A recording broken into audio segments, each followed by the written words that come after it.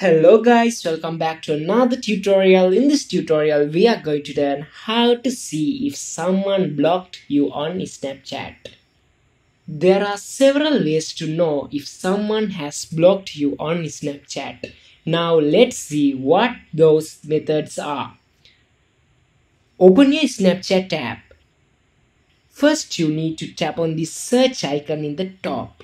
So now enter the username of the person who thinks you have been blocked. Then if you see not result found in here, it means that person has blocked you. But remember that you must enter the person's name correctly. Hope this video was helpful for you guys. See you in the next video.